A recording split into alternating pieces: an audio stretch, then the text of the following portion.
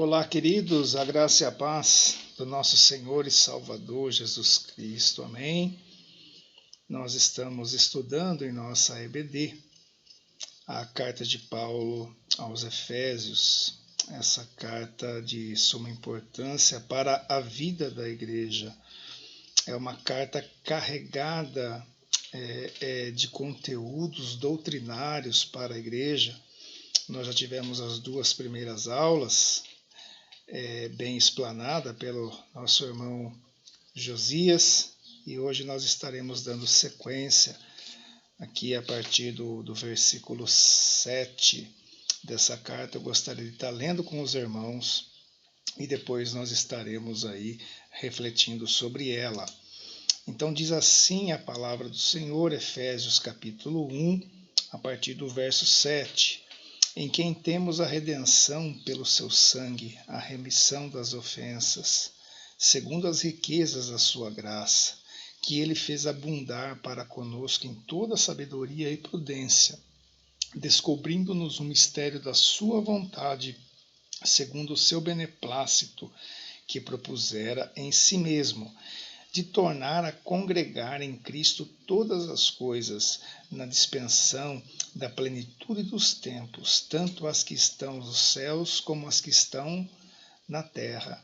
Nele digo, quem também fomos feitos herança, havendo sido predestinados conforme o propósito daquele que faz todas as coisas, segundo o conselho da sua vontade, com o fim de sermos para louvor da sua glória, nós os que primeiro esperamos em Cristo, em quem também vós estáis, depois que ouvistes a palavra da verdade, o evangelho da vossa salvação, e, tendo nele também crido, fostes selados com o Espírito Santo da promessa, o qual é o penhor da nossa herança para a redenção da possessão adquirida para louvor da sua glória.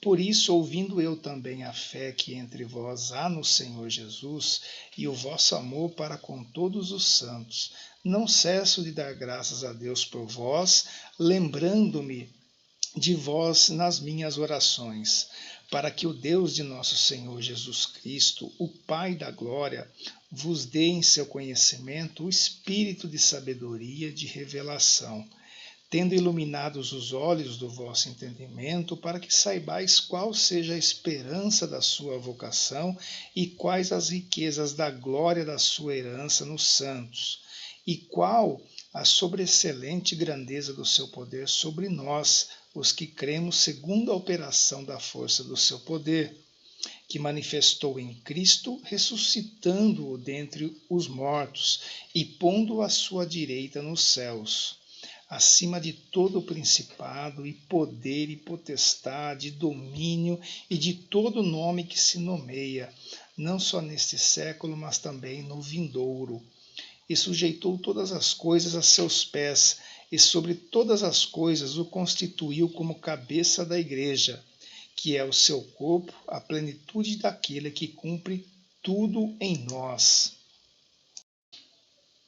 Queridos, aqui nesse texto, no capítulo 1, nós observamos que Paulo, logo no começo, ele vem falar de tudo aquilo que Deus ele fez por nós cristãos, salvos em Jesus Cristo.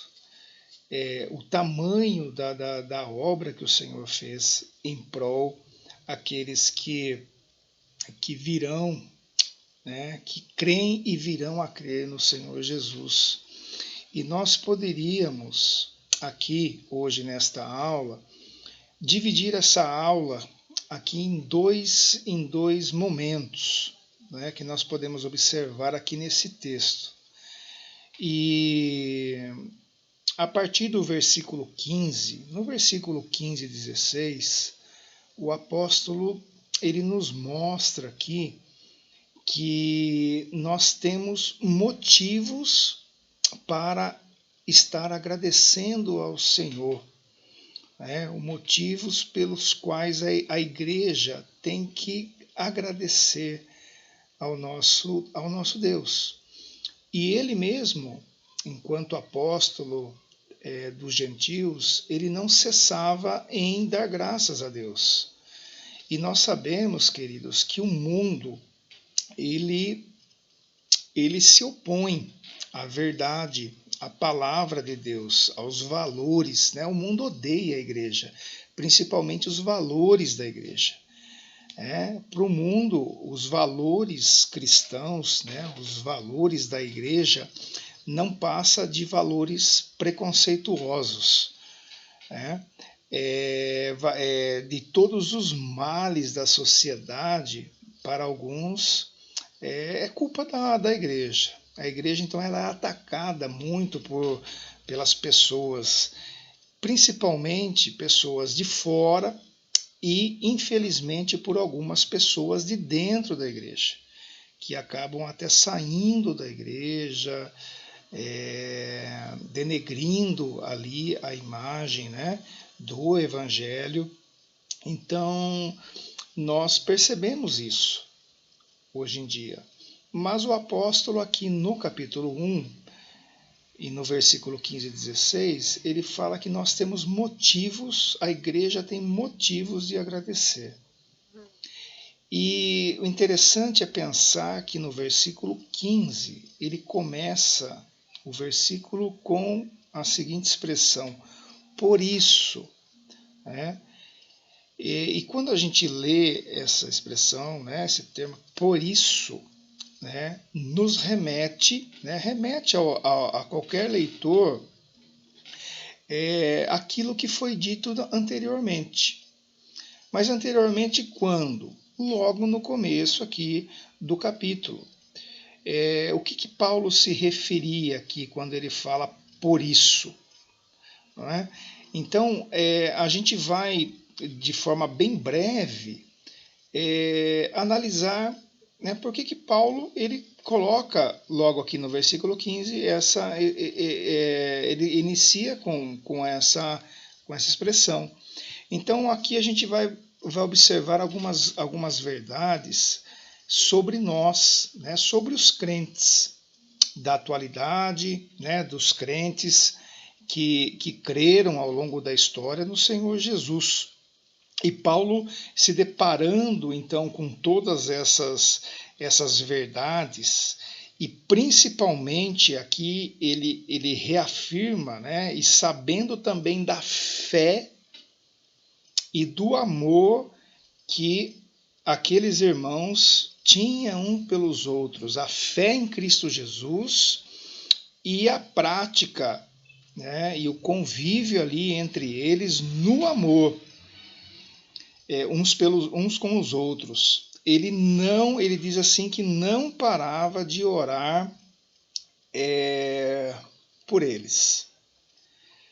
Então, queridos, aqui a gente ao observar esse texto, aqui logo a partir do versículo 1, a gente vê que Paulo se refere a algumas bênçãos espirituais aqui para a igreja, que é motivo dele dar graças, além da fé e do amor uns pelos outros.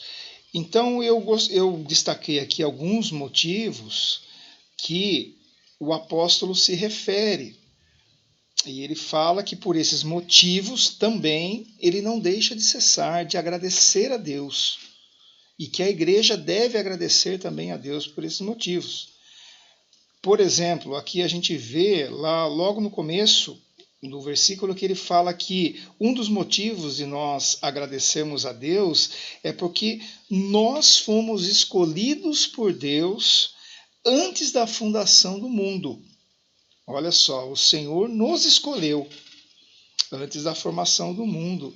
Nós fomos predestinados para a adoção de filhos em Cristo Jesus, para todos aqueles que creram e que venham a crer.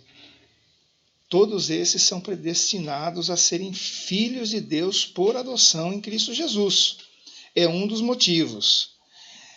Outro motivo aqui que eu destaquei é que os crentes eles são alvos especiais da graça de Deus. A gente também vê logo aqui no começo desse texto. Outra questão que é um dos motivos também que os crentes foram redimidos pelo sangue de Jesus, pela obra de Jesus, por aquilo que ele fez lá na cruz do Calvário. E pela obra que ele fez, nós somos redimidos pelo sangue derramado por ele na cruz. Uma outra questão, queridos, que nós somos privilegiados por conhecermos os mistérios da vontade de Deus. A partir do momento que nós temos Jesus no nosso coração, a partir do momento que nós depositamos a nossa fé em Cristo Jesus, nós somos privilegiados por conhecermos, nós temos a oportunidade de conhecermos o mistério da vontade de Deus. Olha só que bênção. Uma outra questão que ele fala aqui, que nós somos a herança de Deus. Nós somos a herança. Uma outra questão importantíssima, sendo tudo isso que foi aqui colocado, nós somos predestinados para promover a glória de Deus. É a nossa missão, é a nossa tarefa, nós temos condições de fazer isso.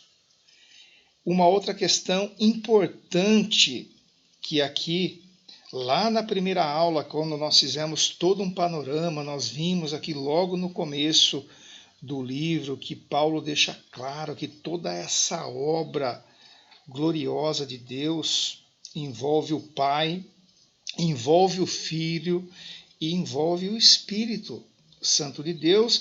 E aqui ele fala também que um dos motivos é que ao aceitar, ao receber o Senhor Jesus como nosso Salvador, depositar a nossa fé nele, nós somos selados, um selo.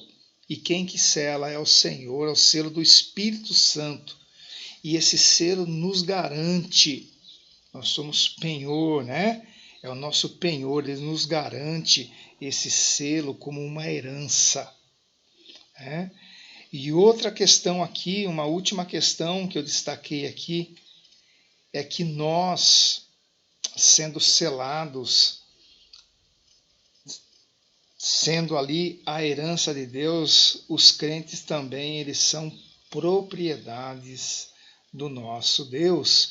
Então Paulo, ele vem relatando tudo isso. Ele olha para tudo isso, né? E vê que a graça de Deus, ele se derrama sobre nós. E muitas das coisas aqui que foi falado são questões, são coisas que fogem muitas das vezes do nosso entendimento. Tem muitas coisas aqui, principalmente, né, quando a gente fala em questão de somos predestinados, então são várias correntes, mas todas elas convergem para uma coisa só, né?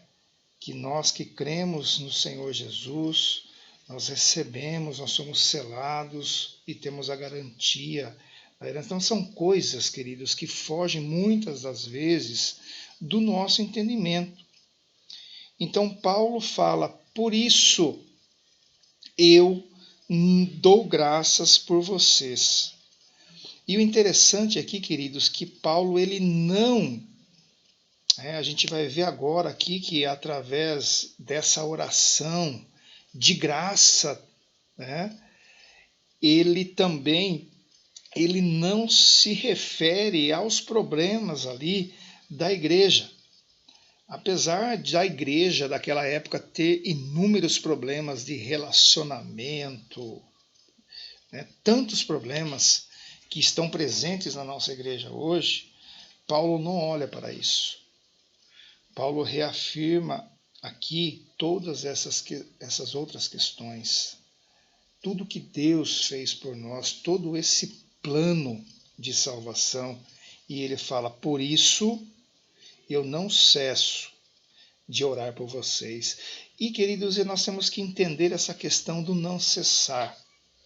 Quando a gente lê essa palavra não cessar, a impressão que dá é que Paulo, poxa vida, Paulo fica orando todo o tempo, tal. Não é isso. Se nós pegarmos toda a questão daquela cultura, daquela época, aquela cultura, principalmente a cultura judaica, nós percebemos aqui que os judeus eles tinham 3 momentos ali que eles paravam e faziam de fato as suas orações, a sua entrega. E Paulo deixa claro aqui que ele, nesses momentos, ele não parava, ele orava por isso, né? Agradecia ao Senhor todas as vezes, nesses momentos que ele se dedicava à oração, ele não parava. Dou graças por vocês, eu não cesso de orar por vocês. Então, queridos, esse é um primeiro ponto que a gente gostaria de destacar aqui, que nesses versículos 15 e 16, a gente percebe pela vida do apóstolo Paulo que nós temos motivos. A igreja do Senhor, cada crente nessa face da terra tem motivos de agradecer a Deus por tudo aquilo que Ele fez e que Ele há de fazer por nós.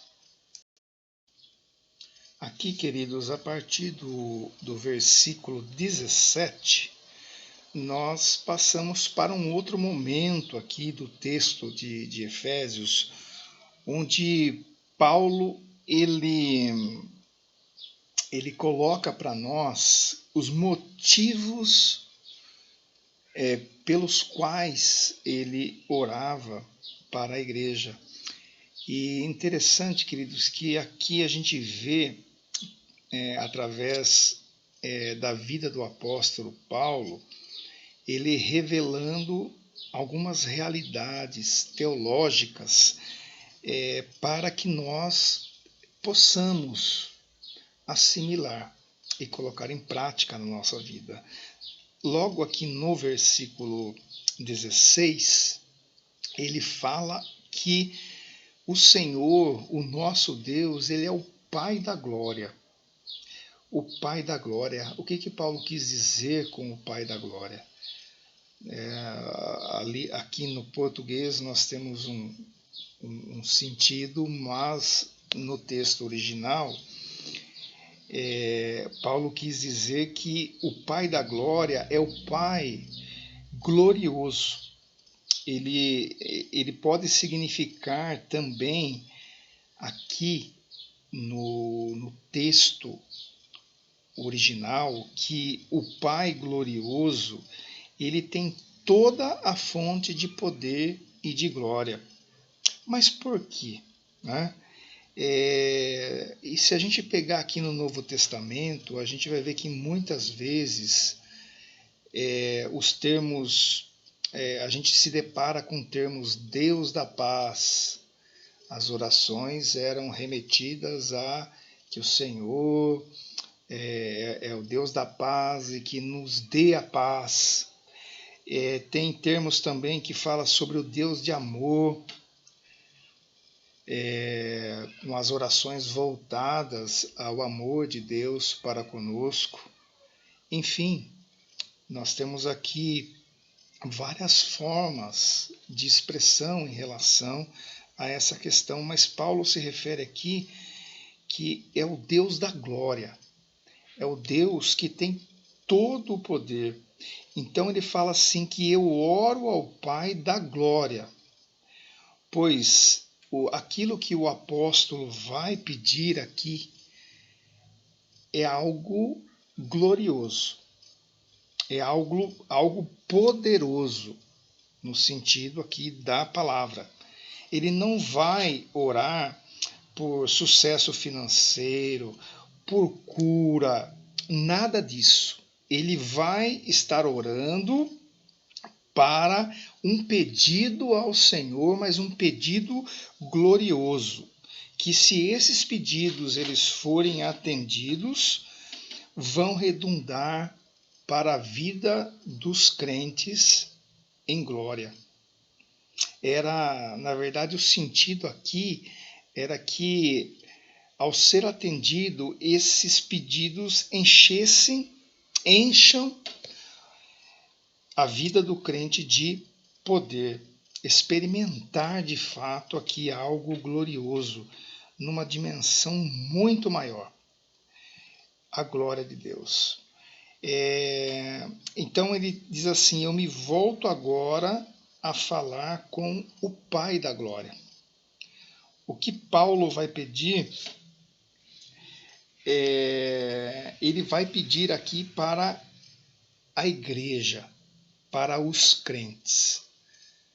E nas nossas orações, queridos, que isso fique de lição para nós, nós temos que olhar para a vida do apóstolo Paulo, e assim como ele não deixava de fazer esses pedidos, principalmente esses pedidos gloriosos, nós também temos que fazer o mesmo. É o que nós queremos. Ele diz assim: quais são esses pedidos gloriosos aí, né? Glorioso que Paulo fez. A gente vê aqui a partir do versículo 17. Ele diz assim: que o Senhor vos dê o espírito de sabedoria e de revelação. E aqui nós temos que tomar um cuidado, que nós temos que entender principalmente que essa sabedoria e a revelação tem um sentido diferente do que nós conhecemos hoje em dia. Quando a gente fala em revelação, nós vemos aí, né, muitos e muitos líderes de igreja aí revelando coisas, dizendo que essa revelação ela veio de Deus, tal. Nós temos que tomar cuidado. Não que isso não aconteça, mas nós temos que tomar cuidado. Aqui o que Paulo está querendo dizer é que o Senhor vos deu espírito de sabedoria e de revelação. Mas o que significa isso? Ele diz aqui, que nós temos que receber o entendimento de tudo aquilo que Deus é e de tudo aquilo que Ele faz e que Ele fez por nós. Que o Senhor dê esse entendimento, que a gente possa compreender todo esse plano, tudo aquilo que Deus fez antes mesmo, né, da fundação aí do mundo. Que nós possamos ter essa compreensão, que tenhamos essa percepção das coisas, o que Ele fez por nós, o que Ele nos deu principalmente em Cristo Jesus. Então, ele ora para que todo crente tenha isso, tenha essa sabedoria, tenha essa revelação. Sendo assim, cada cristão ele terá uma forma diferente de agir. Então, ele está dizendo assim, que nós possamos conhecer plenamente a Deus. E diz assim aqui ainda, né, a partir aqui do versículo 17 e 18, que nossos olhos eles serão iluminados. Quando Deus nos concede isso, quando nós buscamos isso, os nossos olhos são iluminados. Iluminados para quê? Para conhecer profundamente a Deus. Para ver algumas coisas, mas quais são de fato essas coisas? Ele diz aqui, versículo 18 e 19, olha só, ele diz assim: essas coisas são a esperança do chamado que Ele vos fez. A esperança do chamado que Ele vos fez. Nós fomos chamados para uma esperança.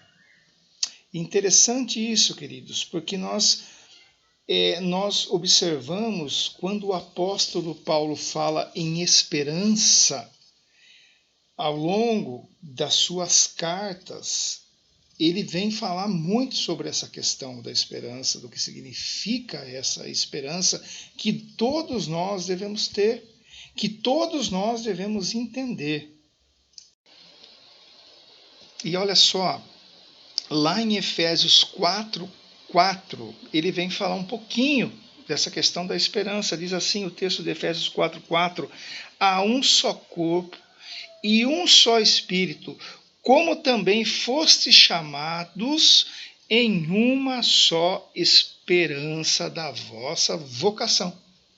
Olha só que interessante, há um só corpo, um só Espírito, Efésios 2:12. Nessa mesma carta que nós estamos estudando também, ele fala sobre essa questão da esperança.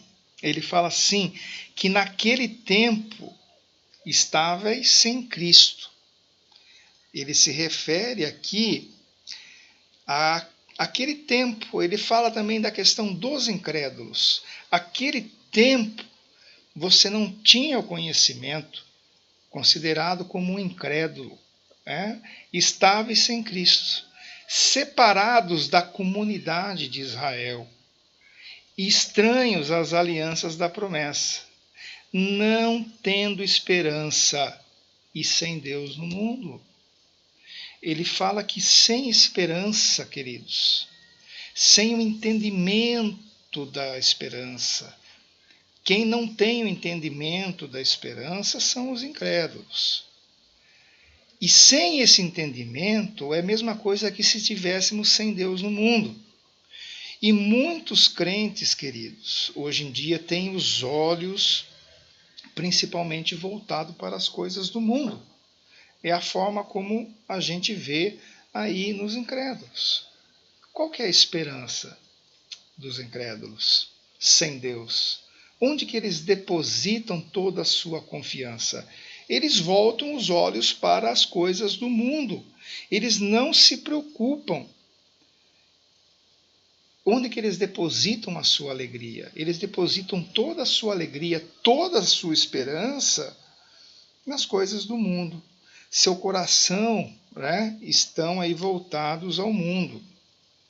São sinais de que nós não conhecemos a Deus. Então, quando incrédulos, queridos, nós éramos vazios, não sabíamos o que iria acontecer. Nós trilhávamos as nossas vidas sem saber o que teria no final. Mas, ou seja, aquela música, que as pessoas cantam muito aí, deixando a vida nos levar, vida leva eu. E não é isso que o Senhor quer para nós. O Senhor quer para nós que nós tenhamos um conhecimento profundo de quem Ele é e da nossa esperança. A nossa esperança que é voltada para um preenchimento do nosso Deus, de tudo aquilo que Ele fez e qual o propósito daquilo que foi feito. O chamado de Deus foi para uma vida de esperança, uma aventura maravilhosa, queridos? Quando a gente vê ali em Mateus 4,19, quando o Senhor está ali, chamando os seus discípulos, Ele está naquele barco ali, e Ele diz assim, Ele se volta, para aqueles discípulos e diz assim: vinde após mim e eu vos farei pescadores de homens. Nós fomos chamados para um propósito muito maior. Então, Jesus ele fala isso. Vocês foram chamados para um propósito muito maior, para serem pescadores de homens. E eu estarei convosco. E Então há, queridos, vários textos que falam aí da esperança da vida cristã. Eu vou citar alguns aqui que eu destaquei. 1 Tessalonicenses 5,8 diz assim: mas nós que somos do dia, sejamos sóbrios, vestimos-nos da couraça da fé e do amor e tendo por capacete a esperança da vossa salvação. A esperança da vossa salvação, de tudo aquilo que Deus fez através de Cristo Jesus, que é a esperança da nossa salvação. Tem um outro texto aqui também, queridos. Então Deus deu a esperança para nós da salvação. Gálatas 5,5 diz assim: porque nós, pelo Espírito da fé, aguardamos a esperança da justiça. Nós aguardamos a esperança que ela virá da justiça. Esperança da justiça plena, completa e soberana. Primeira carta de Paulo aos Coríntios, capítulo 15, a partir do versículo 52. Olha só o que o apóstolo diz: no momento, num abrir e fechar de olhos, ante a última trombeta, porque a trombeta soará e os mortos ressuscitarão incorruptíveis e nós seremos transformados.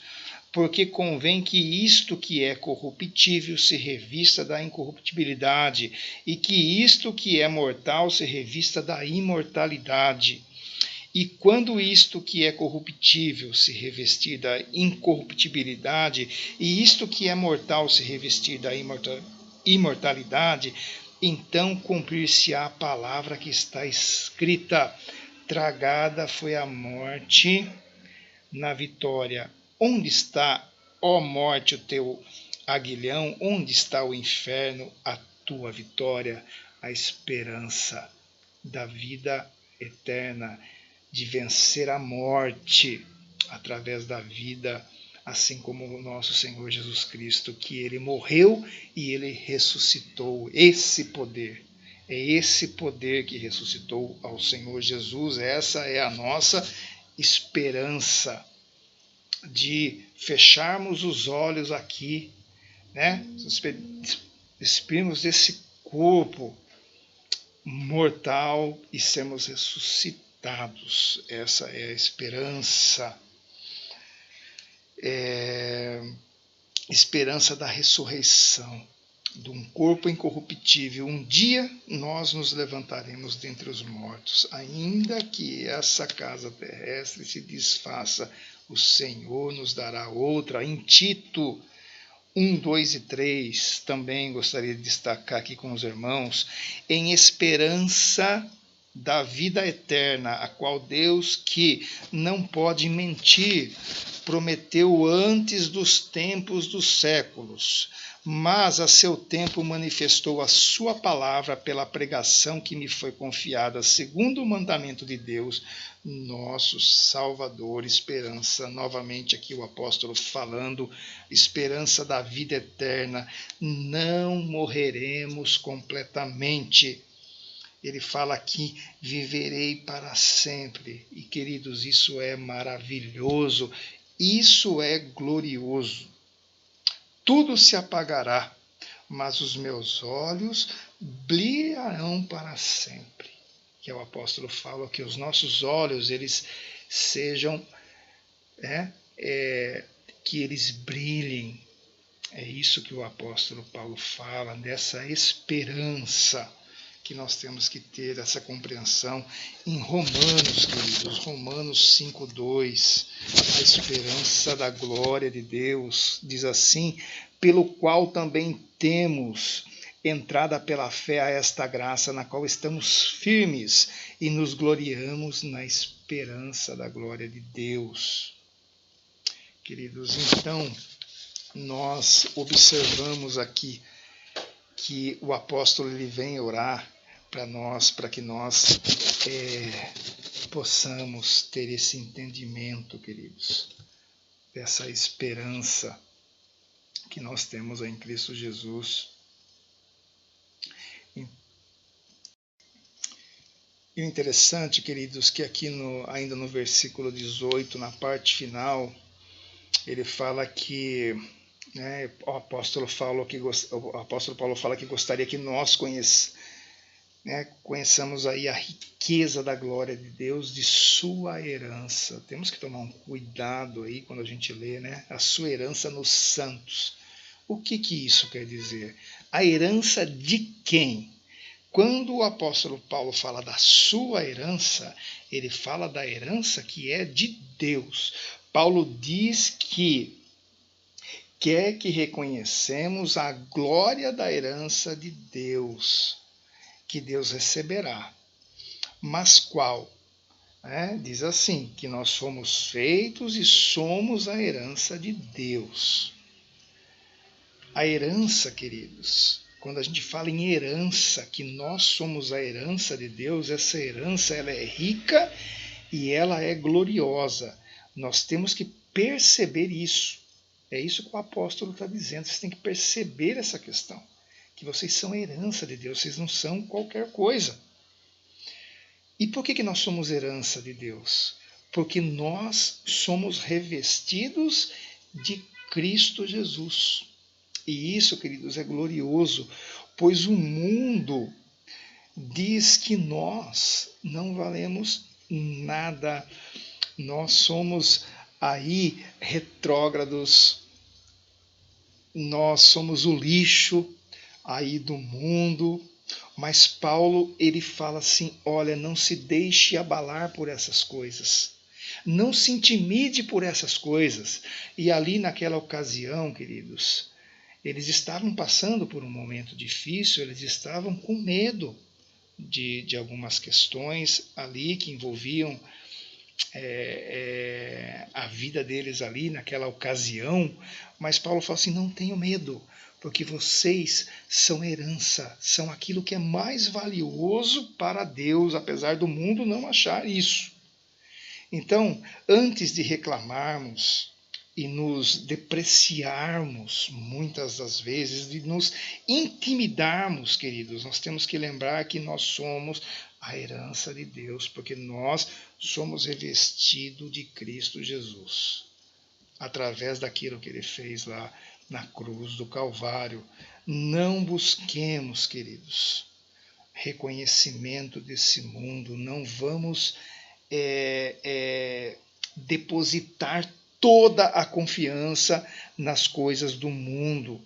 Não vamos dispor de tudo aquilo que nós temos para alcançarmos essas coisas. Não vale a pena. É o que o apóstolo fala, vocês já são herança. A partir do momento que vocês aceitam, que vocês recebem o Senhor Jesus, vocês são valiosos, vocês são heranças, herança de Deus, e o mundo sempre vai se opor a isso. E por que o mundo, queridos, odeia tanto a igreja? Por causa disso. Porque o mundo jaz do maligno e Satanás sabe disso. Porque a igreja, ela é herança de Deus. E ela é odiada por causa disso. Não precisamos, por isso que eu falei que nós não precisamos de reconhecimento, de sermos escravos de maquiagem, de academia, do que quer que seja, queridos, de roupas, porque nós somos valorosos. Não que não podemos fazer, não que nós não almejemos alguma coisa, não, mas a questão aqui que o apóstolo Paulo fala que, em primeiro lugar, você tem que colocar isso, você tem que perceber isso, que vocês são valiosos. As outras coisas vos serão acrescentadas por Deus. Não que você não vai ter, não que você não vai fazer uma academia, não que você vai ter possa conseguir um carro bom, ou roupas boas, uma condição de vida melhor, mas nós não podemos esquecer de um detalhe. Tudo isso que o Senhor nos dá, nós temos que entender que são bênçãos. E tudo isso, queridos, ele nos dá para que nós se apropriemos e seguremos isso para nós. Nós temos que também ser bênçãos nas vidas das outras pessoas. Esse é o princípio da palavra de Deus. Esse é o princípio. Um pastor evangélico, ouvindo o pastor se referindo sobre esse texto de Efésios, ele fala que em determinado momento, Hitler, todo mundo conhece Hitler, ele disse o seguinte: no mundo que ele estava pretendendo, germanizar, ele diz assim para um de seus ministros: no mundo germanizado que eu quero fundar, não haverá lugar para as igrejas cristãs. Então, após ele invadir a França ali, num trem, ele disse isso, a caminho do determinado lugar, ele fez essa colocação, disse que quando a guerra acabasse, o confronto final seria com a igreja. E olha só o que aconteceu, queridos? E um de seus ministros também disse o seguinte: temos que acabar com a igreja, pois não há conciliação com a forma de pensar. Então, se nós pegarmos tudo aquilo que aconteceu, a vida de Hitler, como ele era cruel com as igrejas, e o mundo, ele é assim, ele pensa assim, Satanás, ele pensa assim. E hoje não está acontecendo da forma como aconteceu, mas as coisas se articulam para que o mundo odeie a igreja, para que o mundo não queira dar lugar para a igreja. E o que mais, queridos? O que mais que nós temos aqui nesse texto? Que a igreja, ela deveria conhecer a suprema grandeza do seu poder. Todos nós que cremos, nós temos que reconhecer a suprema grandeza do poder de Deus. E qual é a suprema grandeza do poder de Deus que atua em nosso favor? O apóstolo deixa bem claro aqui no versículo 20, que essa grandeza que nós temos que reconhecer, ela está conosco, ela atua em nós. Mas que grandeza é essa? Ele fala assim, que esse poder grandioso que está à nossa disposição é o mesmo poder que atuou em Cristo Jesus, ressuscitando-o dentre os mortos. Vocês já pararam para pensar, queridos, tamanho foi esse poder que ressuscitou o Senhor Jesus?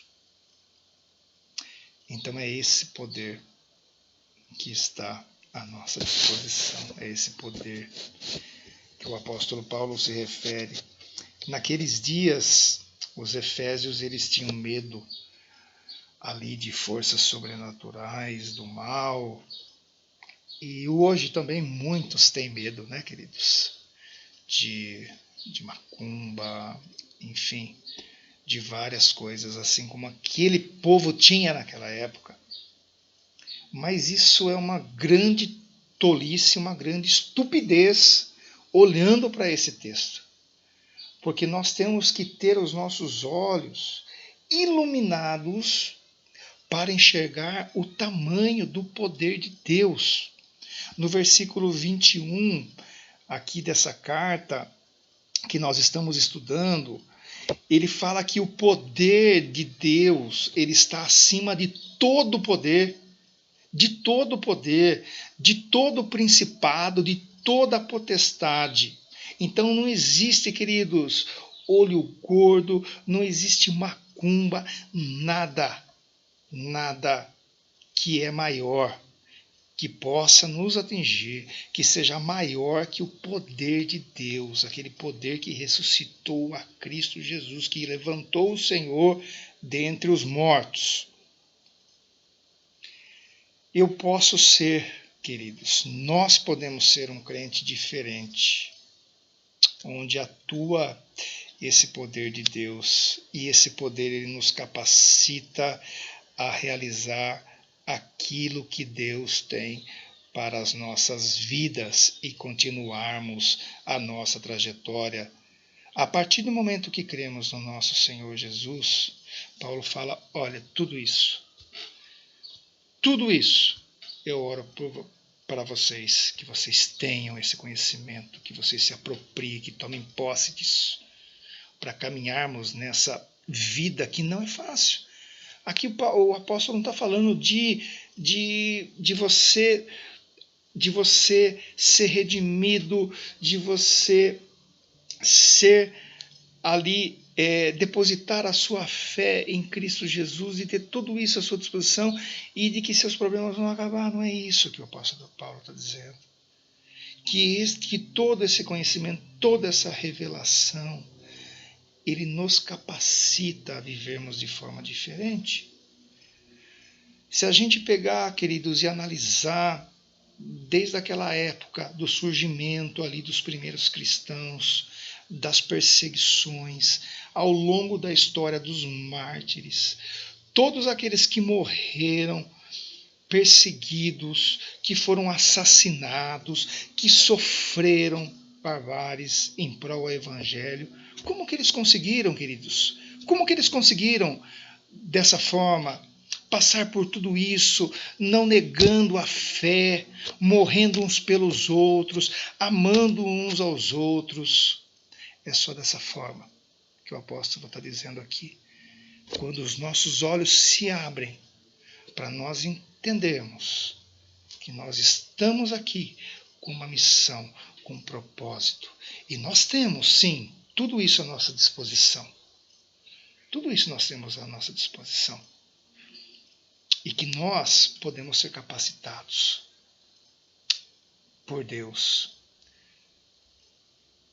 com o Espírito Santo de Deus que nos guia, o Espírito Santo que nos capacita.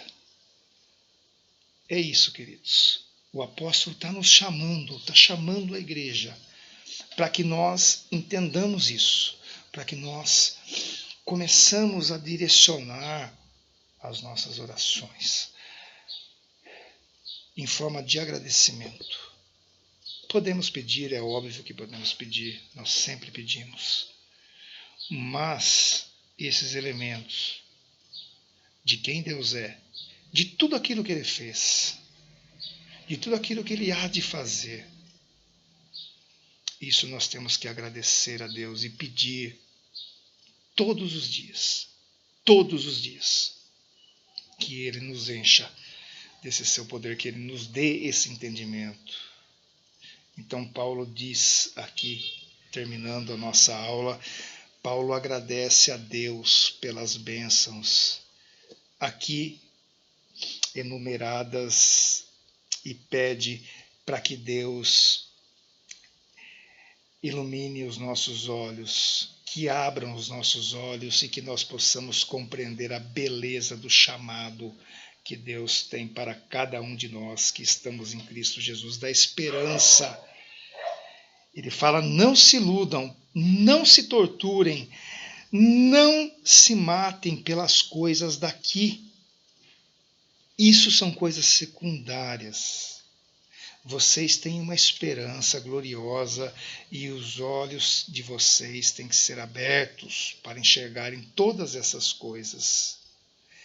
Esse é o chamado de cada um de nós.